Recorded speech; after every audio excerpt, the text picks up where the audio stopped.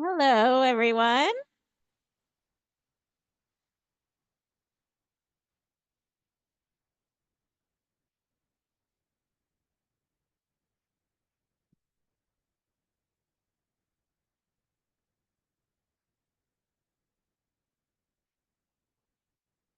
Thank you.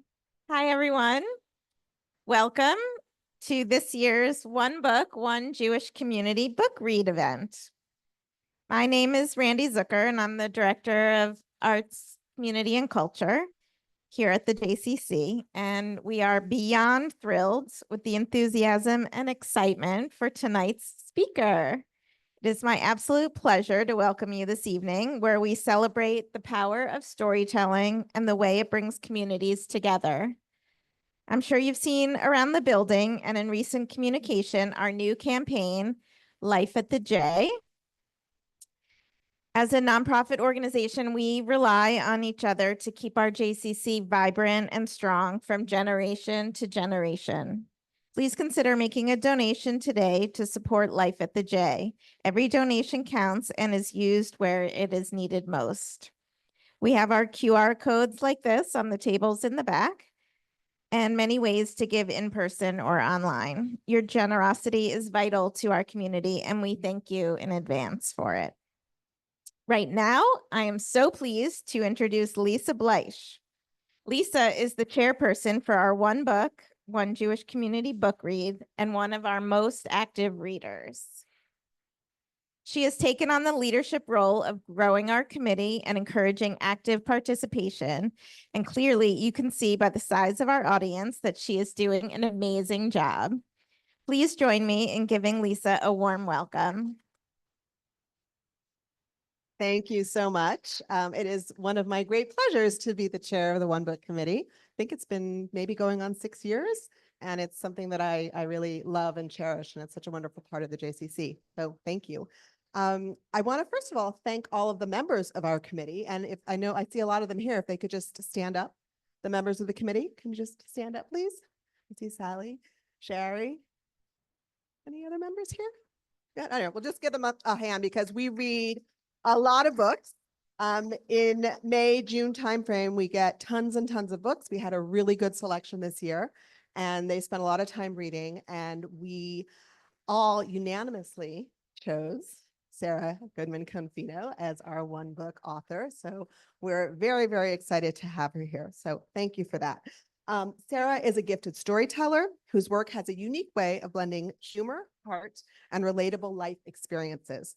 With novels like Don't Forget to Write and Behind Every Good Man, she has captivated readers with her sharp wit, nuanced characters, and compelling plots that resonate long after the page is finished.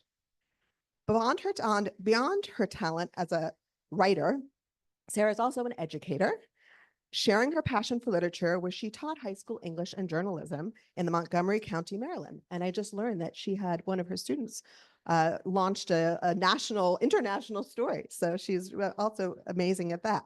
She lives with her husband, 2 sons, and a miniature schnauzer, Sandy.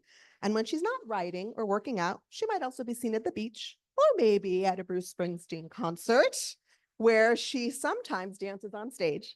So I want to hear more about that.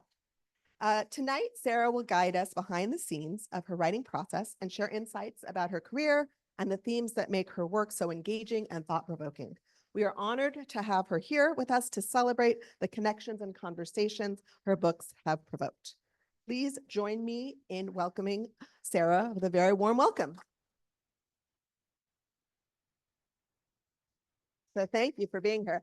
So when Sara and I did our little pre-talk before, one of the things that she said everybody always asks is about the location, Avalon, and that it was not a particularly Jewish area at the time that the book was written. So Sara, tell us, why did you set the book in Avalon? So I actually went and spoke in Margate a couple of weeks ago, and I swear they came in with pitchforks ready to get me on this one. And I had to explain before I said anything. I said, I know what you want to know. Why did I pick Avalon when there weren't really Jewish families in Avalon in the 1960s? In fact, there aren't that many Jewish families there now. My uncle, who has his house there, which is why I've gotten to spend time there, jokes that the only reason they let him buy a house there was his wife isn't Jewish and he can be the token Jew. It's not really that bad.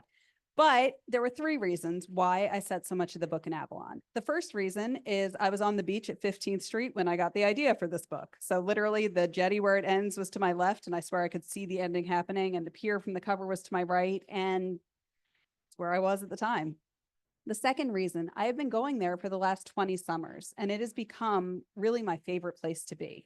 You know, you tell people you're going to the Jersey Shore, like I'm from DC, and they think it's the show and like the fist pumping and all that. And what anyone who's actually been to the shore knows, there are places like that, but there are also some serious gems at the Jersey Shore.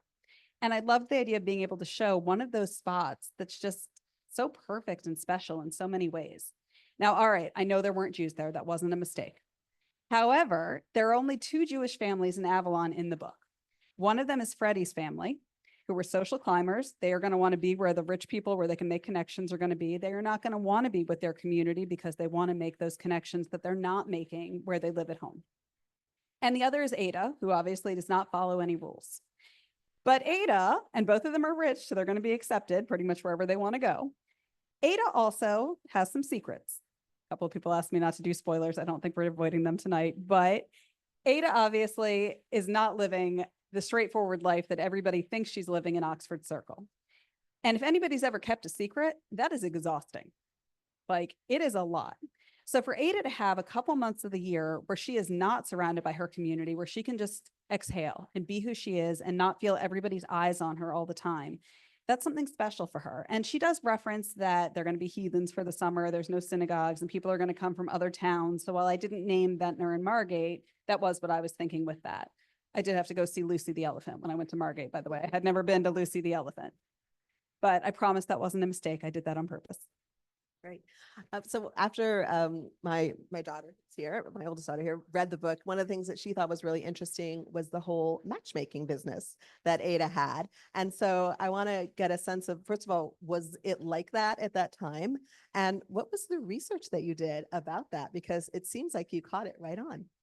So in certain communities, it's still like that, actually. I have Orthodox cousins who have all gone to matchmakers for their marriages, and it's interesting to say the least. I'm not going to get into that one, but okay. We all have that one uncle. That's my family with the one uncle that you're just like, let's not. Anyways, there are still communities that are doing that, but the majority of this actually came from my mother. My mother is the biggest yenta you will ever meet. She bought my outfit. And she actually has set up 6 couples who have gotten married, including me and my husband. By the way, Confino is Sephardic. When she told me she wanted me to meet Nicholas Confino, I was like, did you run out of Jews? Am I that bad? Actually, the first thing I said to her when she said she met my future husband was, oh, you met any random Jew off the street again? No, thank you. I'm good. I'd heard that one before. But she actually is really good at this, despite there are days when I call her, I'm like, why did you do this to me? You know, anyone who's been married knows it's fine. But she really is good at setting people up. She sets up friendships. When she was working as a principal, she would hire friends for different people on staff. She actually hired a boyfriend for someone. She was like, oh, I found someone super cute for you. They got married. And the funny thing then, I did zero matchmaker research because I just thought about my mom and how she does stuff and how she looks at certain things. So when she met my husband, for example, he had worked for some bands and I was obviously a rabid Springsteen fan. I've been to 47 shows. And she really liked the back of his shirt wasn't tucked in perfectly. And she loved that he was just a little bit schlubby, kind of like my dad. And she was like, this is the guy. And so I was thinking about that a lot. And then I agreed to do a book club that was local to me in Bethesda, Maryland. And I walk in and I had no idea before I walked in. And the woman tells me, I'm a professional matchmaker. And I'm like, oh no, this is not going to go well. And she's like, who did you study under? You got it all right. And I was like, so my mom apparently knows what she's doing. In the old country, she would have been the matchmaker. And that would actually be a good retirement job for her. There's plenty of takers. Interestingly, do you think Ada's business would have been, do you think she would have been as successful a businesswoman if she had actually married a man? No. In that era, she would not have been able to own any of her own property. She would not have been able to, I mean, you know, it's funny.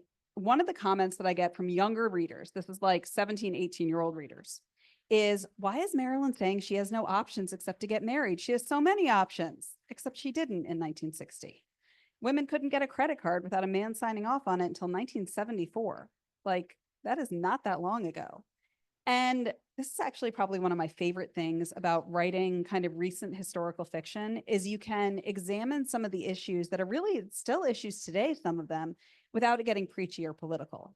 And women's rights are really back on the table in a lot of ways. Like, we're not done. We're not equal by any chance, any stretch of the imagination. Had Ada gotten married, she would have been expected probably to give up her job and be a homemaker. And Ada wasn't doing that.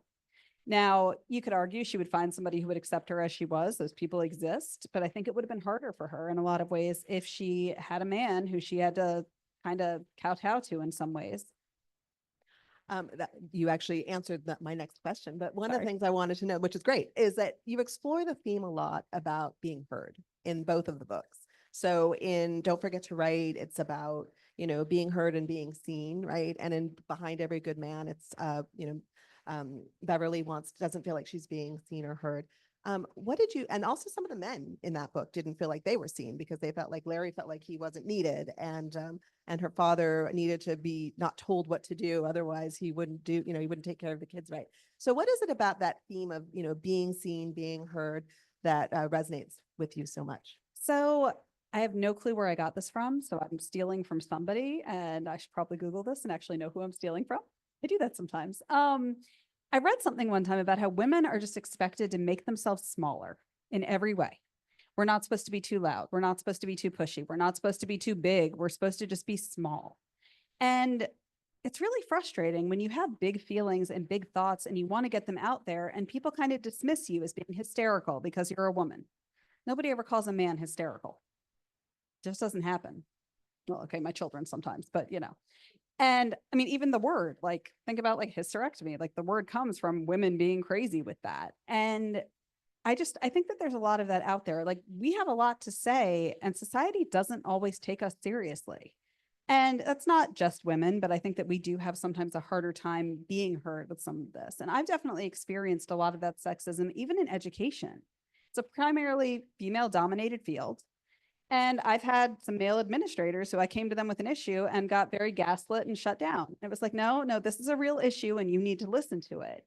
And teaching high school journalism, running the newspaper was actually a really wonderful outlet for that because my students had a voice. And I taught at a Title I school for 13 years. Those kids did not think they had a voice, and it was really empowering to show them that they did. And it's really a very universal feeling. I think everyone in this room has felt shut down by somebody else at some point. And you've got to kind of get to the point in your life where you're like, no, you are going to listen to me now. And I like that my characters kind of come into this world feeling like that. Like, they're not people who get shut down.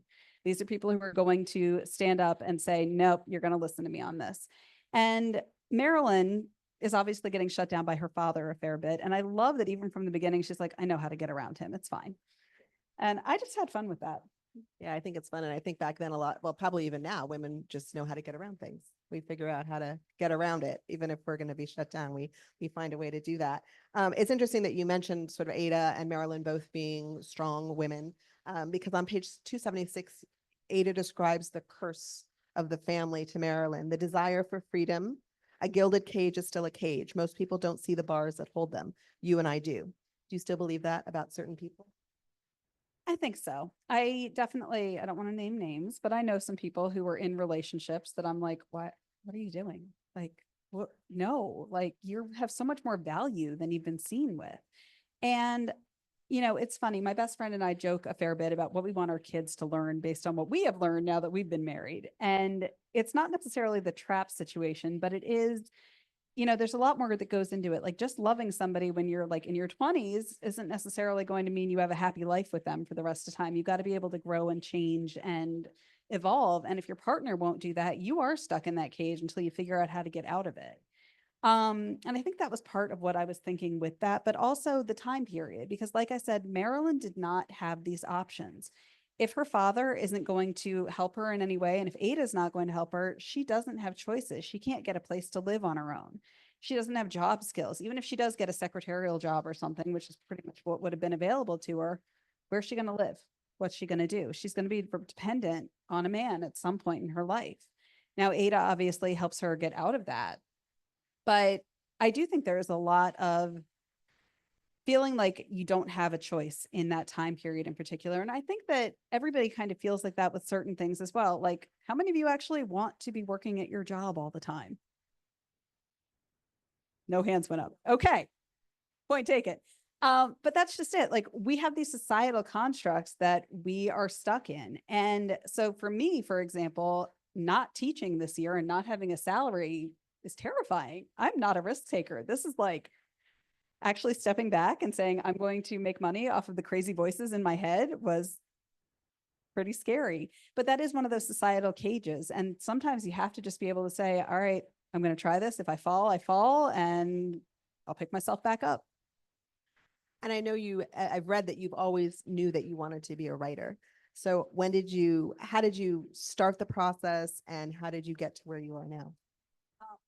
Like, officially, in my baby book, there's a story that says Sarah's first story. My grandfather wrote it down. It was about a duck. No plot. It was terrible. I've gotten better.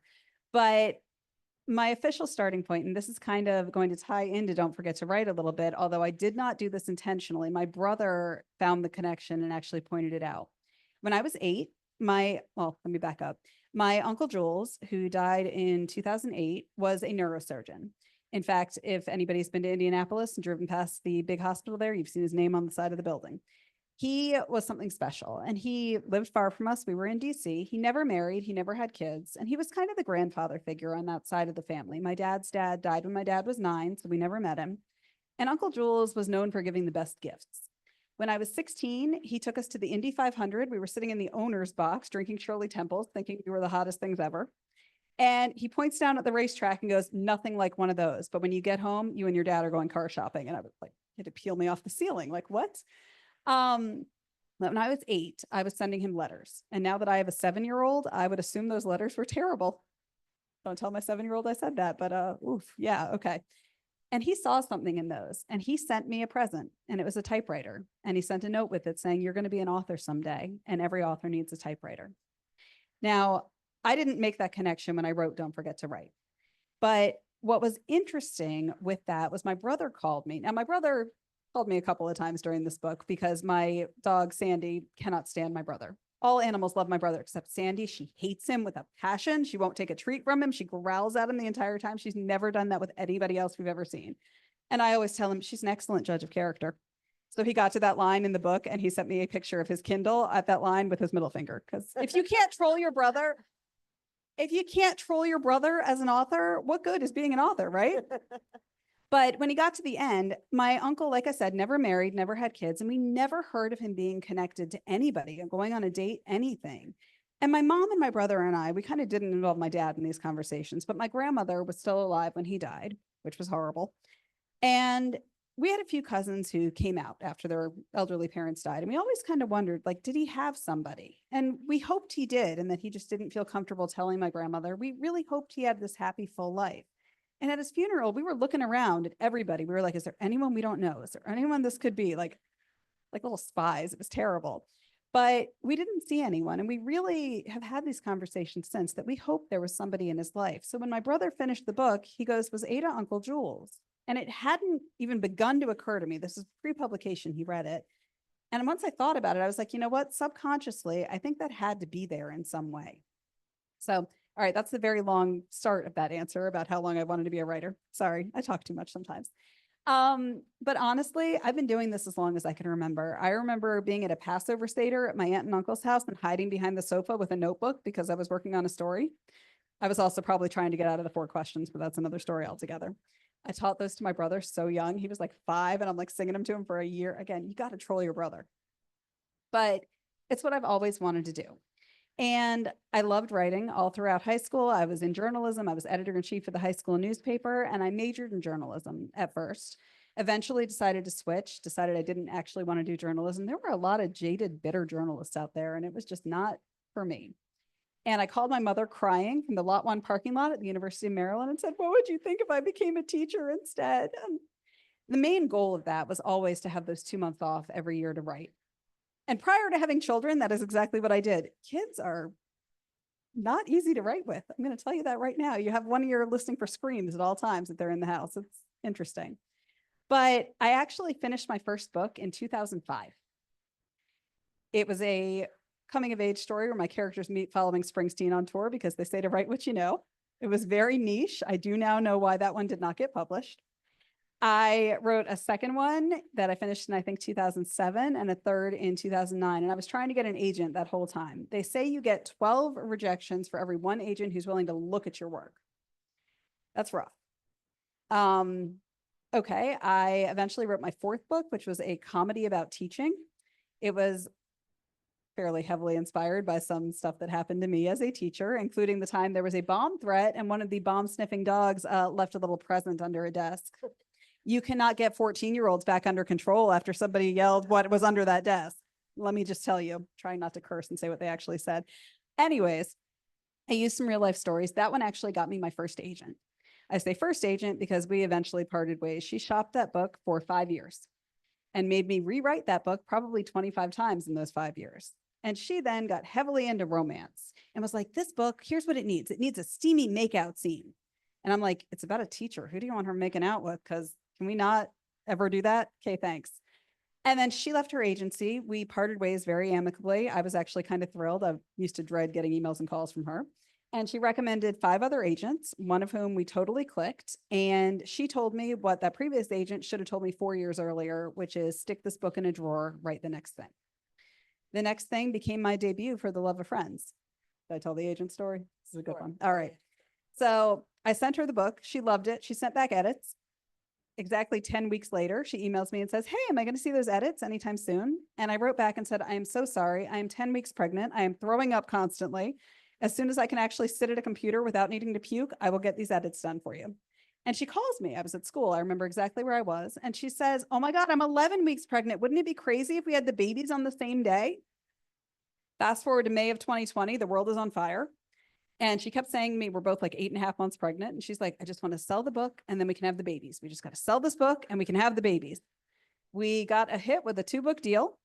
And they actually needed a headshot like immediately. And again, it's May of 2020. I can't get my makeup done. I can't get my hair done or anything. So I cut the front of my own hair. The back was a rat's nest.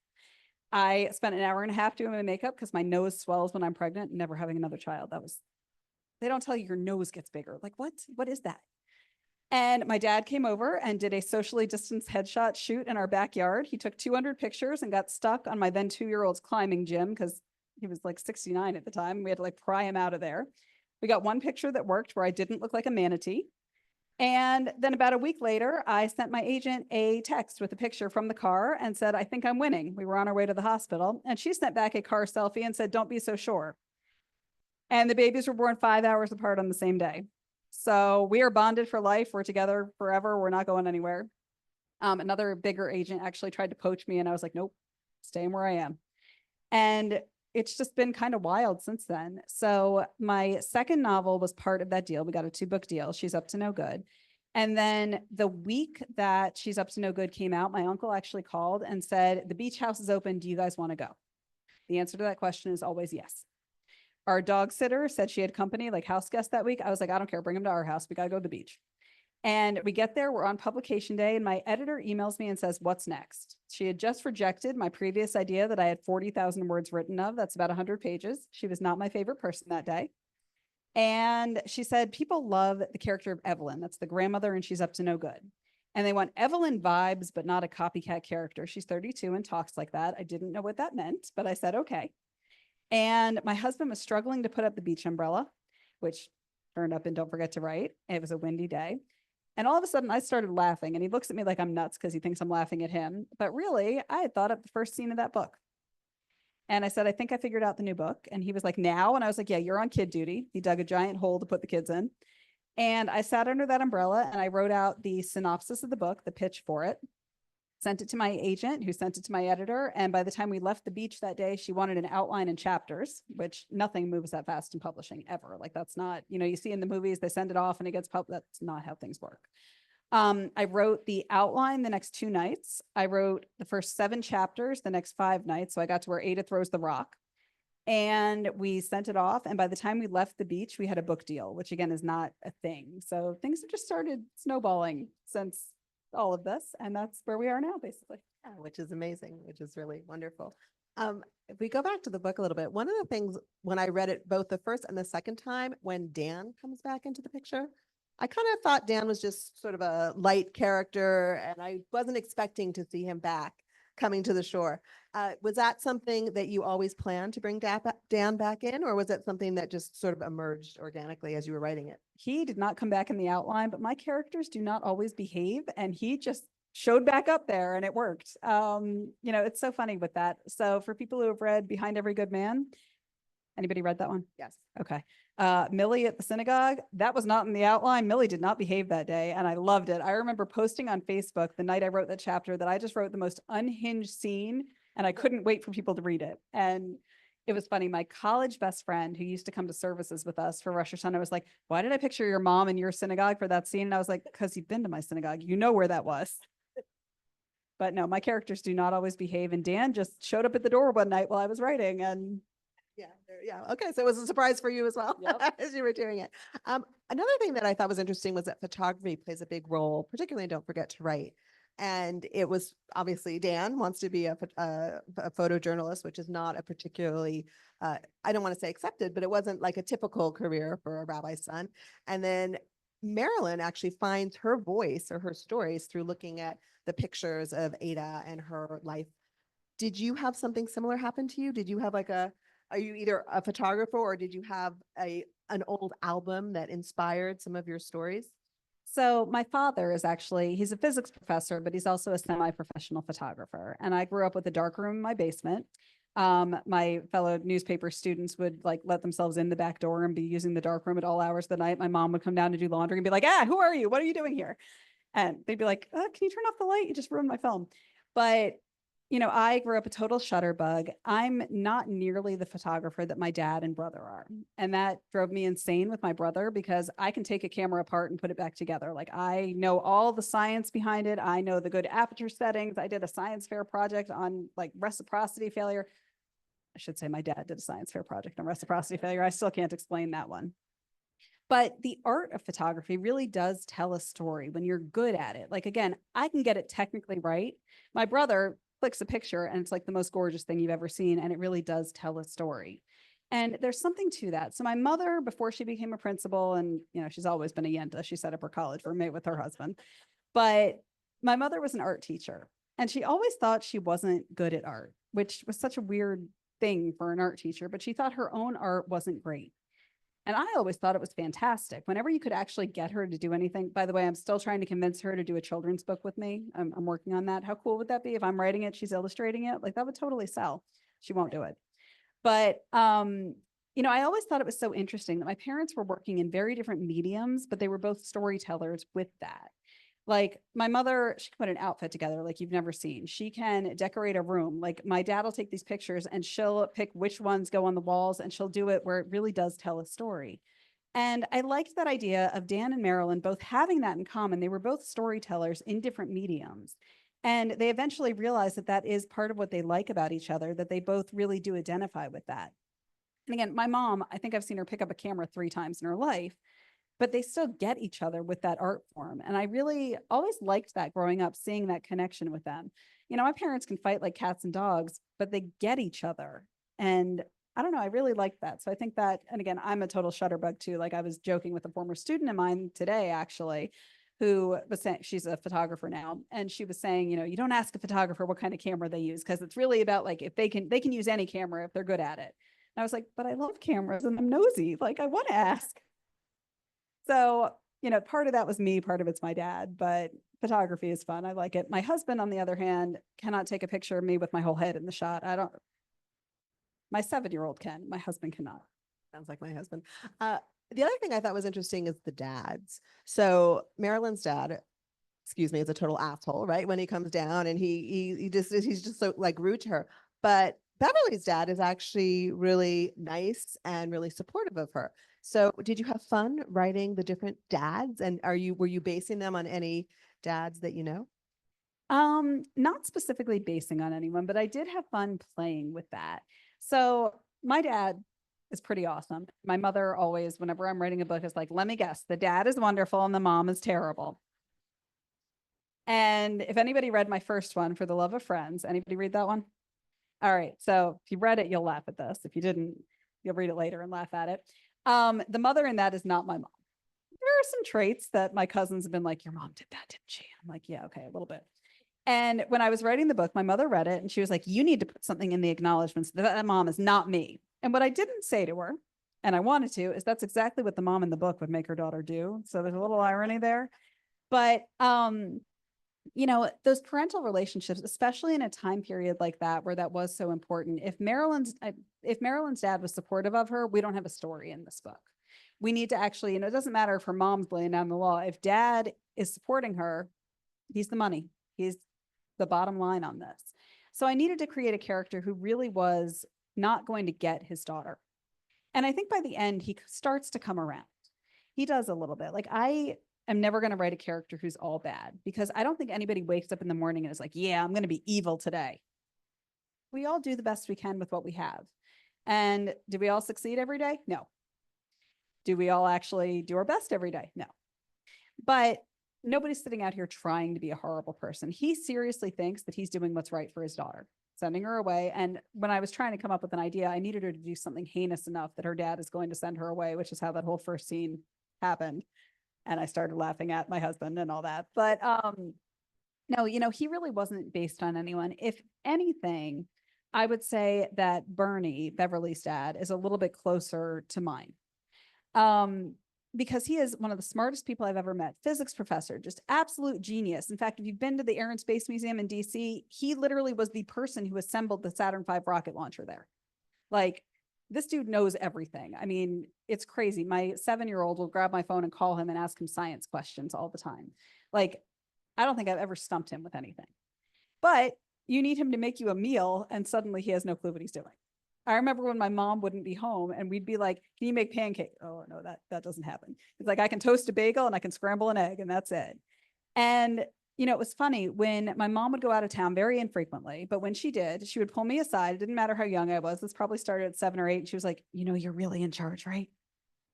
Because my dad and brother would, you know, throw a football in the house if I wasn't there to stop them and things like that. And I think that part of that helplessness that was just so bizarre in this person who is so capable in every other way, literally he's assembling a rocket launcher and he can't make a sandwich.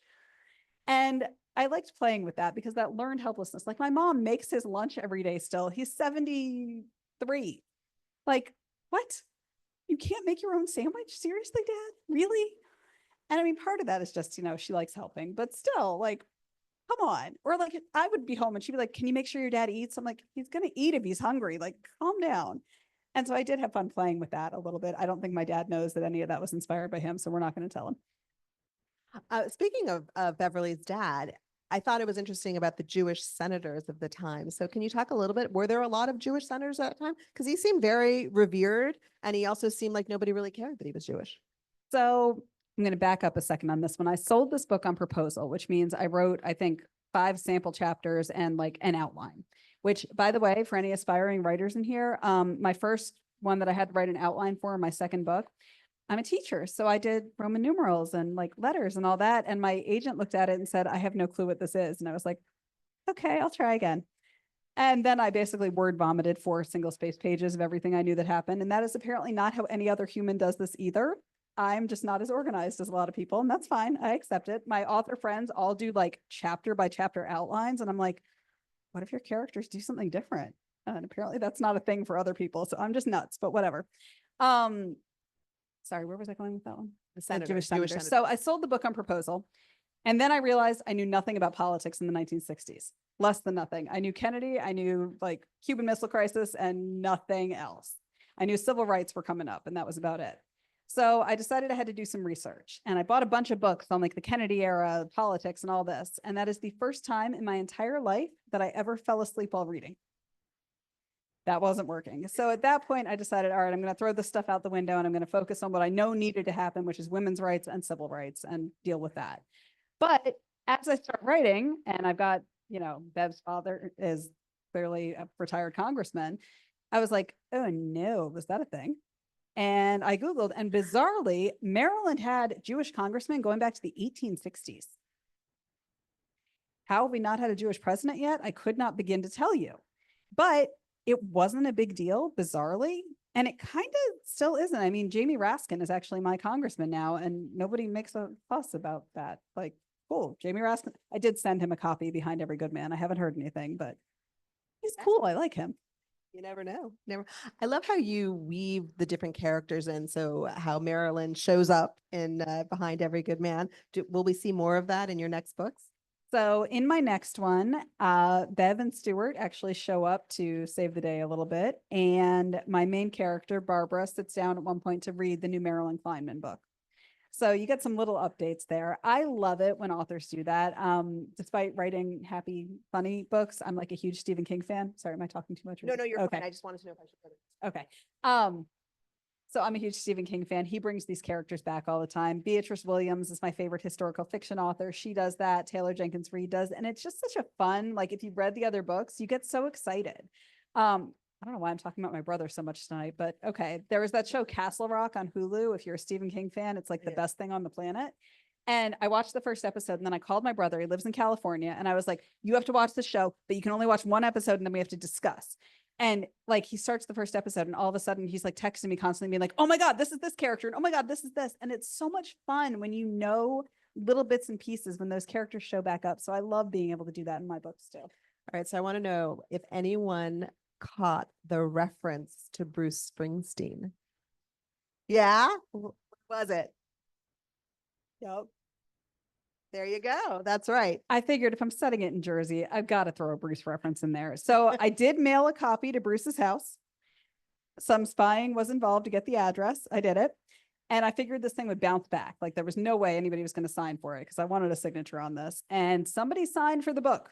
So there is a copy in the Springsteen house. It is probably propping up a wobbly table leg somewhere, but it's there. And that's what matters. Hey, now that he's making a movie, you never know. He may want to bring that scene into his movie. You never know. The other thing that Beverly, so I'm going to bring in Beverly, a few good men. She wants to, and she's successful at her job, but she's constantly conflicted about being a good mother. Is she spending enough time with her kids? And she wants to be doing something that's good. And I feel like these themes still resonate today. And so, how do you think they've evolved over time? You made some reference to the fact that we've gone backwards a little bit, but how do you think about those themes of the work-life balance for moms? I was in a group chat with a group of moms at one point that I very dramatically exited because one of the stay-at-home moms made me angry, but that's a story for another day.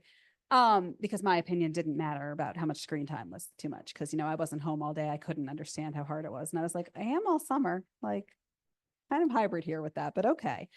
I think it's impossible actually to do everything right now that we're expected to do. There are a couple of different memes about that. There's one about how women are expected to work like they don't have kids and mother like they don't have a job. And it's true. Like, every time when I was still teaching, I had to miss a school event. I felt like the worst mom on the planet, but I couldn't keep missing my job too. Like I needed to actually do my job. And, when you're home too, I don't think I could be a full-time stay-at-home mom. Like props to anyone who can. I don't think I could do it. It was too much when I had to do it. Now, granted, I had trial by fire because I taught virtually for a full year while wearing my now 4-year-old. It was horrible. I never want to do that again. Thankfully, I don't have to. I couldn't wear him now. He could wear me. He's huge. But it really is hard to do everything. And the other meme about that is that the 40-hour work week was designed with the idea that someone else was doing the cooking, cleaning, and child rearing. And we're expected to do all of that at the same time now.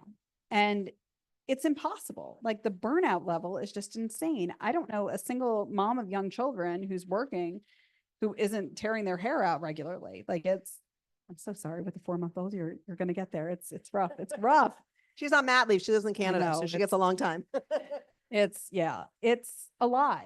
And I don't think I don't see that changing anytime soon. Like, I don't know what the solution is. I don't have a solution for it.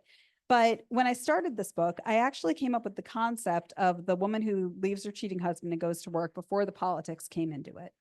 And I wanted her doing something that really made a difference in the world. Like, I didn't want her doing a traditional female job. I didn't want her being a secretary. I didn't want her doing something like that. I wanted her doing something that mattered so, so much. But she's going to have that guilt about her kids no matter what. And I think we all do. Like, I mean, sending your kids to daycare for the first time, like, there were all these things about like, the mom crying, and it was true. I cried way more than my son did. And I mean, the first day of school too, like it just, like my 7-year-old now just like, it's like, Mom, don't hug me. It's embarrassing. Not a teenager yet. He's not supposed to do that yet. But I'm the one who's feeling that because I still feel like I should be doing more than I can. And again, I don't have a solution for this, but I think that is something that parents really deal with, like struggle with feeling like they have to do everything at once. Yeah, no, I think that's very true. Now that you're taking a hiatus from teaching, are you going to have an office so that you can write? Because a lot of times I've always worked from home most of my career. And, when the kids are little, they think mommy's home, right? But no, mommy's working. Like, so how are you going to manage that? I can really only get writing done when they're asleep or in school. And they don't sleep anymore. So it's while they're in school, which, it was funny when they were littler, they'd go to sleep at 7:30 and I would do my writing from basically 7:30 to 9:30 like a vampire, which was terrible. And I love that I can work during the day now, but when they're home, I've got one ear listening for screaming the entire time. Like I'm not focusing on what I'm doing. And it's hard. Like even if my husband's fully on duty and I trust him and I know we can do it, the kids want mommy. Somebody bumps their knee, they want mommy to do the kissing. And those constant interruptions are tough. So, I've got my office, but it's true. The kids come in constantly. And anybody from Renee's reading club, when I did my last live there, you guys didn't actually see him at the end, but my 4-year-old came in naked from the waist down, screaming at the end of it. Like, and I go to my husband later. I'm like, Nick, you had one job. Keep him out of my office. He's like, oh, I didn't know where he was. I'm like, that was your one job. Like, being a mom is rough. And there was another event that I did with somebody where a 4-year-old came into my office, and I do it with headphones, and he was on my treadmill in my office, singing a song and taking a roll of sticky notes and putting them on everything in the room. And I'm sitting here like trying to not pay attention to that and do my job. And it's tough. So while they're in school, it's not so bad. I actually get some work done. I did realize I probably should leave the house to do some writing, because when you're home, like, oh yeah, I should fold that laundry, or, oh, I need to do this too. If you're like at Starbucks or something, you kind of need to do your work, or play on Facebook, but that's another story. So do you still think that women are behind every good man, especially now that they could be behind their own good women? I think we help a lot, to be honest. Like, am I still sometimes making my husband's lunch? Yes, I am. I think that's part of, how do I explain this? I don't want to say it's our hardwiring, because I don't think it is, but I think it's culturally, we feel like we should pitch in and help a lot of the time. And we do. And my mother said, men get breaks because they take them. And I'm like, but if I take them, nothing gets done. And I don't know how to fix that, like I said, but I think we're making some strides toward that. Like I have definitely gotten better about telling my husband, no, I did this load of laundry, you're doing that one. Or, you know what, I did all this, you can empty the dishwasher. Don't leave it sitting there. Like, this is your job now too. And he'll do it. Like he's not gonna, but he doesn't think to do it. And if anybody's seen that comic on the mental load, if you haven't, go Google that, because that is the most true thing I've ever seen in my entire life.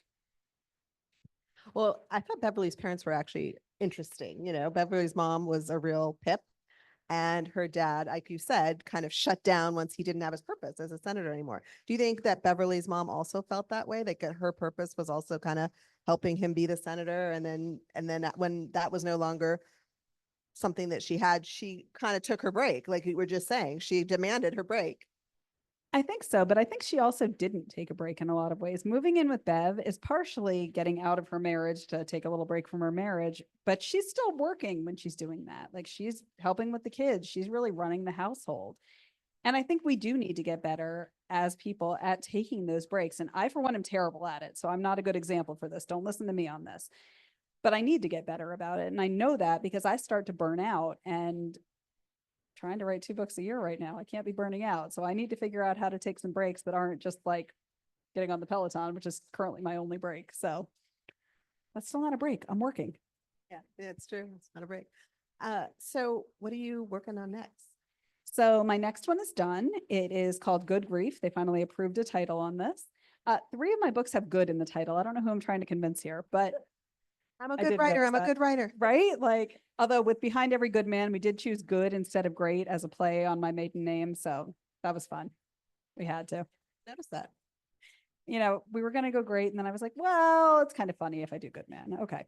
But that one is set in 1963. I'm having a lot of fun with the early 60s right now. A lot of writers aren't covering that time period. And by the way, nobody get mad at me that they call that historical fiction. That's not me. That is my publisher. I get it. If you lived through that, that is the most horrifying thing on the planet. I know a girl actually through Springsteen World who is writing a historical fiction set around 9/11. And I was like, get out. Yeah. Absolutely not. One thing that I saw that was interesting was the delineation point for historical versus contemporary is actually the advent of cell phones, because that changes everything. Romeo and Juliet have phones. You don't have a story anymore. And that's the main thing that I'm loving about the 60s is I don't have to deal with the phones and social media. I was reading a book by an author I won't name because the book was terrible. And it had like whole pages that looked like screenshots of phones for the text conversations with like emojis. And I was like, no, I don't want to ever see that in a book. Get that out of here. So I'm liking that I don't have to do that. But okay, this one's set in 1963. It is a 32-year-old widow. Her husband died 2 years before. She's got 2 kids, and her mother moved in to help her deal with everything. Been 2 years. She's finally ready to do this on her own. She sends her mom home to Philadelphia, takes the kids to the zoo, and discovers her mother-in-law on her front step with 5 suitcases saying she's moving in to help now. And she won't leave. That would be my nightmare too. She won't leave. So eventually Barbara, my main character, decides she's got to marry this woman off to get rid of her, only to find that her mother-in-law has the same plan for her, sometimes with the same men. So they've got to find a way to live with each other. And it's a fun one again. I think that everybody who has been married has had some in-law drama at some point. That goes for the men as well. I think some of those mother-in-laws can be a little, yeah. My husband and my mom have had some interesting run-ins. But I think that one's kind of relatable with that. And it's a lot of fun. So that's dedicated to my best friend whose mother-in-law came to her house for a visit and wound up getting like, I forget what she even had, some disease, and was stayed for like 3 months. And it was like the most horrible thing on the planet. So you definitely like to explore the mother-daughter relationship. And I thought it was interesting. I keep saying it interesting, how Marilyn changes the way she perceives her mother, because she thought her mother was this bored housewife and she was always looking for an escape through reading. But in fact, it seemed like her mother, when she reframes it, actually liked her life. And the opposite could be said for Beverly, because Beverly thought that her mom was super happy in her marriage. And then she comes to find out that her mom is actually really unhappy in her life and her lot. So have you had that situation where you reframed the way that you think about your mother? I've got a couple different answers to that one. Yes. And I think part of that, once you have your own kids, looking at your mom's relationship with those kids versus your relationship, like there's a lot of jokes about that. Like, your mom, when you were growing up, is like, you get what you get. And your mom as a grandma, do you want your grilled cheese and hearts or stars, darling? And it's true. But you also start to, as you grow up and see your mom in different stages, you start to realize that what you thought when you were a teenager, when she was being so mean, no, she was right. I should not have worn that shirt to that party. Like, no, that was right. People ask me a lot why I write in the 60s. And my best answer is Dirty Dancing is my favorite movie, which my mother showed me at 8. What was she thinking? But okay, I didn't get it. It's fine.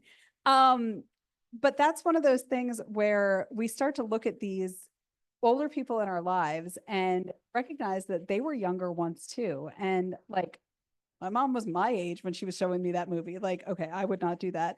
But I'm letting my kids watch The Simpsons. My husband's like, did you hear the joke they just made? You really want them repeating that? And I'm like, well, we lived, it's fine. But the biggest one that I've actually seen, and for anybody read She's Up to No Good, my second one?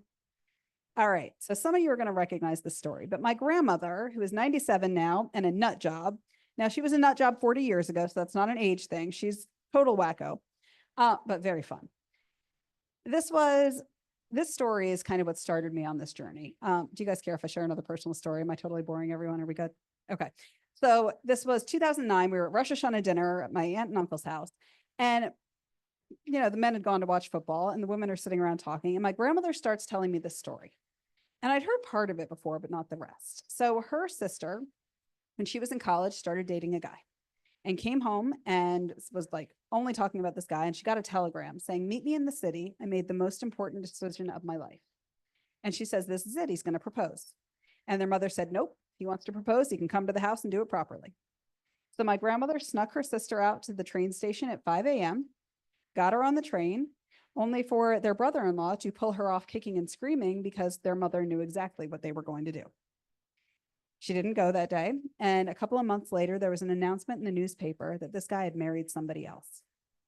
She never found out what happened. She died fairly young of kidney cancer. And I mean, she married a guy who wound up cheating on her. She did not have a great life. And my grandmother is telling the story. And then she goes, but I found out what happened. And I'm like, you what now? She saw this guy's name in a Boston newspaper. She was living down here. She got his phone number. She called him up. She went up to Boston and met up with him for lunch and said, I need to know what you were going to tell my sister that day if she came to the city. And he said to her, I wanted her to meet the girl I was going to marry. When I tell you my jaw hit the table, like just picturing my grandmother going and doing this, like this is the woman, you know, I'm picturing my grandma, like she's making cookies. She's teaching me how to make birthday cakes and all. And she did this total badass, pardon my language thing. And I was like, what did you do when he said that? And she was like, I got up and I walked out. I got my answer. And had my great aunt known that, you know, I think the trajectory of her life could have been different. Like, I think she would have had closure. She would have moved on. And that was the moment that I started looking at my grandmother, not just as my grandmother, but as this fully formed person who had this whole life before I was born. And that's really been one of the touchstones of my writing. So go back to Stephen King a second. People ask him how he writes horror so well, and he likes to joke, I have the heart of a 10-year-old boy, and I keep it in a jar on my desk. My dad likes to say I have the heart of an 80-year-old woman and keep that in a jar on my desk. But the reality is so much of this comes from my grandmother, and that story just shook me to my core. So I did use that. I changed details and She's Up to No Good.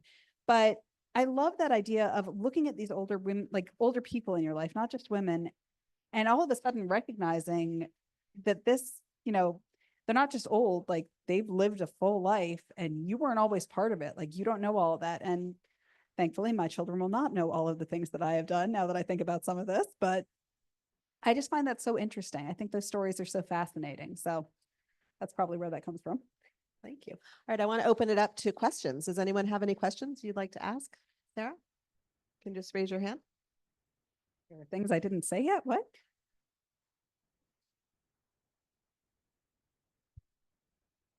I was really curious how you came up. I'm from Philly originally, and I was just blown away when you mentioned Oxford Circle so many times. I mean, obviously, I've been there a million times. How did you come up with Oxford Circle, and how did you know about Oxford Circle? So when I started writing Don't Forget to Write, now for the record, I never in a million years thought I'd be writing historical fiction. That kind of just happened.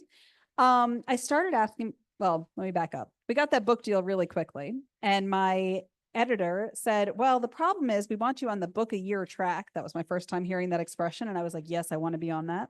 But we would need this book in about 2 months and you can't do that. And I said, oh, I can do that. Spoiler, I did not know I could do that. But my editor said jump, I was jumping.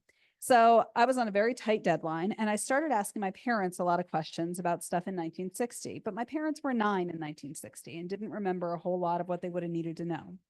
And my dad finally said, call your Aunt Dolly and Uncle Marvin. So that's his sister and brother-in-law who are older than them. I'm not allowed to tell you my Aunt Dolly's age. She will find out somehow and she will murder me.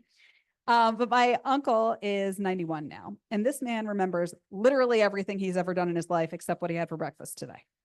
It's incredible, his memory. And he went to the University of Pennsylvania Dental School and graduated in 1958. And they actually lived in Philadelphia for a few years. And he knew literally everything. But when I needed a neighborhood, he actually said, you know what? You got to call your cousins Arlene and Ken. They grew up there. He didn't grow up there. He grew up in DC. They're going to give you everything you need to know. So I called Arlene and Ken, who I think I had met 3 times in my life. Yeah. And they could not have been more wonderful. And so they were talking. I was on a, 3-way call with them. And they were like, all right, if she's wealthy, which neighborhood are we going to put her in? But she's got to be in a Jewish neighborhood. And they came up with Oxford Circle. And they just remembered so many details from growing up in that area. And it was just really fun to be able to interview them for that.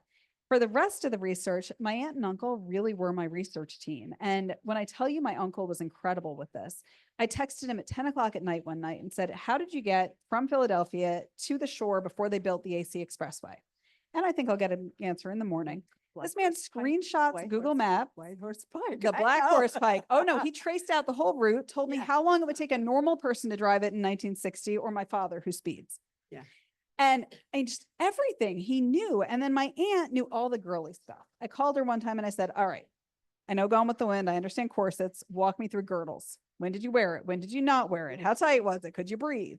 What did you do with your hair? Like my hair doesn't look like this normally. It's not going to look like this after the rain either. And I was like, how did you do your hair? You didn't have a hair dryer. And she explained like setting it and how you'd re-wet it the second day, set it again, go to bed and pray. And it was really fun being able to use them for this research. And I actually did that with Behind Every Good Man too. So it's just, that's where I got all my details. Well, my other question was, my husband grew up in Atlantic City and his best friend since they were 14 is Paul D'Amato, who was Skinny D'Amato's nephew. So when I read about the 500 Club and Skinny D'Amato, that blew me away also. Like I'm reading a book that I can totally relate to. I live in Central Jersey now. And I asked Paul, when you described the walls, and I sent him, I said, does this describe the wall? And the walls, from what he can, his father used to work for Skinny. He said, yes. And he said, I vaguely remember that Sinatra and Mansfield may have been there at the same time. So I could totally, of any other book I read, I could totally relate to this. And I loved it, and I loved the ending. Well, the Sinatra part was random. So I had them going to Atlantic City and I was like, all right, I got to have them do something cool. And I'm Googling who was playing Atlantic City around then. And I hit the jackpot that Sinatra was there. I did have a reader leave a review being like, he wasn't playing clubs back then. And I so wanted to send her the poster because I have it. Like I got Well- the image of it. Well, FYI, Sinatra was at Skinny D'Amato's funeral. So Oh, I know. So the funny thing, his nephew lived down the street from my author bestie, Jean Meltzer, so she blurbed the book and was like, wait, I know him. And it was just funny. yeah, so it was very interesting. There you go. Thank you. Thank you. Any other questions? All right, super.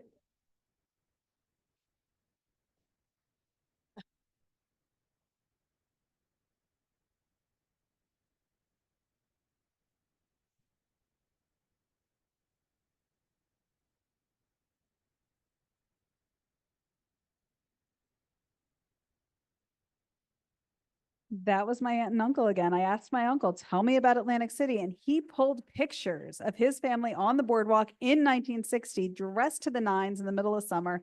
But the coolest picture he sent me was my grandparents in the late 30s in Atlantic City, height of summer. She's wearing a fur coat.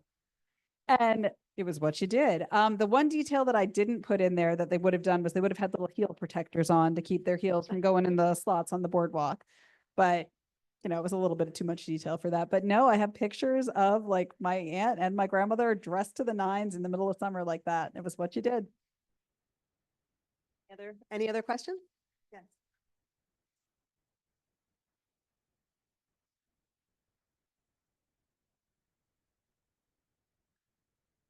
So I'm not good with audiobooks. I am a visual person and I tune out. Like I would love, like as I was driving up here today, I was like, maybe I should download something and I can't focus on it. Like I know I'm going to go off in a million directions. But the narrator, what was interesting for this, so again, I don't do a lot of audiobooks, but they always send me a sample. And it's so creepy and weird to hear somebody reading the words I wrote. Like I usually listen to like a sentence. I'm like, that's good. I'm good. And they sent me the narrator on Don't Forget to Write. And this was exactly how the character sounded in my head. Helen Laser. I listened to it and I listened to the whole thing and I sent it to my mom and I was like, Mom, it's them. Like it was incredible. And then, so we connected through like Instagram, I think. And then it turns out one of my good friends who my mother set me up with, this is a friend connection that she made, her brother set my narrator up with her fiance. Because Jewish geography, we're all connected somehow. But I actually specifically requested her for Behind Every Good Man. And I think she's going to be doing my next one too, because I loved her. Like she's just awesome. She is shopping her first novel right now. So you might get to read her work soon. I just want to add on to that for the next question that I listened to Audible on my commute to work and I listened to both of them that way and they were excellent. Thank you. No, I mean, Who's Helen was next? fantastic. Someone else have a question?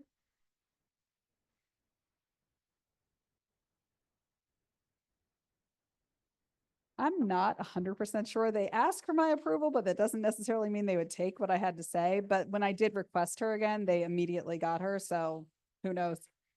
I try not to rock the boat too much. I'm like, I want this to work.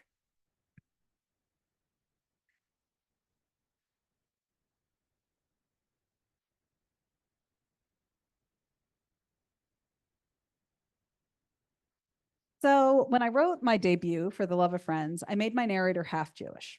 I was scared people weren't going to read a book about a fully Jewish character because when you think about it, a lot of Jewish fiction is either Holocaust or just suffering. And when nobody said a single word about her religion with that first book, I basically said, hell with it, I'm all in. And, what's interesting with that is, so I mentioned my author besties and we read Jean Meltzer stuff. She and I took her to her first Springsteen show in September. She's a Jersey girl. She'd never seen Bruce. Are you kidding me? We had to fix that. She lives in the DC area too. So we've totally bonded. But she and I have talked about this a lot, how we did the Jewish Book Council, which is how I got here. This is a great organization that hooks Jewish authors up with speaking events. And you listen to everybody's little 2-minute pitch about their book. And I'd say about 95% of them were Holocaust. And I was sitting there like, hi, I write happy books. Please don't kick me out. And there's just this need for Jewish joy. Like actually, she started Jewish Joy LLC, but that came out of a conversation she and I had. And the reality is, yeah, our suffering is important. The Holocaust is important. It is crazily important that we teach it. I just learned that there is an English teacher at the school that my husband teaches at that is telling her students that the Holocaust didn't happen. Like we need to, the principal is now on leave over that situation, drama. But anyways, we need to know that stuff, obviously, but we are so much more than our suffering. And I did a book club in Texas with a group of women who told me they had never met a Jewish person before. And I'm like, cool. It was virtual. It was fine. But, one of my college roommates was from backwoods Tennessee and thought she had seen a Jew once, but he was just a redhead. She asked if I shaved off my horns before I went to college. I was like, yes, I did. Do you want to see the scars? Like, what's wrong with you? But this group of women in Texas said something to me that at first I didn't know if it was a compliment or an insult, honestly. What they said was what they liked about my books was that the characters were Jewish, but it wasn't their whole personality. And I had to think about that one. I didn't know what that meant at first. And as I've read more Jewish fiction, there are some characters where it's like, I compare it to the Barbie movie where Ken's job is just beach. Like there are characters that it's just like all they do is be Jewish. And I don't think that's accurate to any of us. Like, is it a big part of our identity? Yes. Is it the only thing we talk about? Okay, Jean Meltzer, I love her. She's one of my best friends, but she's got like a 30-year-old guy talking about a girl's butt as her tuchus. And I'm like, no, that's not the word he's going to use, honey. No. And it's true though. There's so much of this. And so I like that people are kind of using my stories as an entry point into realizing we're people, not different from anybody else. We just celebrate some different holidays. And right now in particular, I think that's important. And I think this idea of Jewish joy is so important. So yeah, I'm going to stick with it for right now. I think that really matters. The one thing I'll say with that, so I obviously wrote Behind Every Good Man before October 7th of last year and did not know when I wrote the anti-Semitic incident in that how relevant that was going to be. But the incident that happens in that, for anyone who hasn't read it, Bev goes to get a job at a country club. And they say to her, oh, yeah, you're perfect. We just have to get rid of the other one. She's Jewish. That happened to my grandmother in 1967 at a DC area country club that I will not name, but I give it a lovely hand gesture every time I drive past it. And it's real and it's part of our story too. So while I didn't want to focus on that, I did want to make sure that was in there a little bit, partially because of that book group in Texas, just so they know it's not all happiness either. I think that's why we all so resonated on the committee with this book, because every year I say not another Holocaust book. And it's a lot of times it's really hard to find a really good book that's not a Holocaust book. So thank you. Thank you. Write more of those because that's really what we all need right now. I think we have time for one last question. If there's anyone else that would like to ask a question who hasn't asked one before. Did I hit Anyone? what? Okay.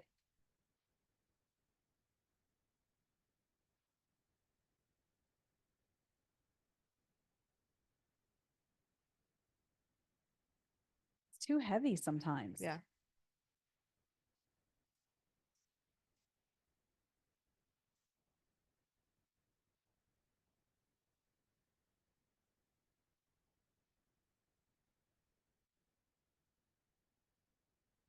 Yeah. Absolutely. Exactly. Yeah. And there wasn't enough of that. I mean, I had a handful of books from my mother from the 70s that were much racier than she remembered clearly when she gave me these, but there wasn't a lot of that growing up, honestly. Like there was the All in a Kind family books, Judy Blume, but like when you got past middle grade, it's kind of a desert unless you wanted to read about the Holocaust, and I don't always want to read about the Holocaust. Yes, there was Marjorie Morningstar. There were those books in the 50s. Yeah.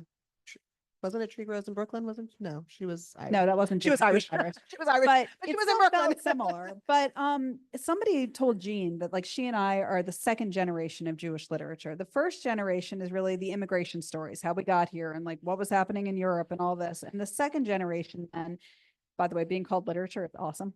Just going to say that. That the second generation is really our lives here. And I thought that was so interesting that that really is becoming something that we're really creating this whole genre out of that. So wild. Well, great. Well, obviously we all enjoyed it and we want more. So we can't wait to read your next book. And thank you so much for coming. This has been a real pleasure. Thank you. You wanna- I was gonna say we're selling books. If you would like to buy a copy, and Sarah will be signing them if you've already brought your copy. So there will be books for sale over there, and there's lots of food because there's always food at a Jewish event. They make great holiday gifts. If you have any shopping to do, they're $10 a book, and Sarah will be signing them. Thank you, Lisa and Sarah, so much. And thank you, Karen Sanders, for spearheading this committee and this program. Thank you.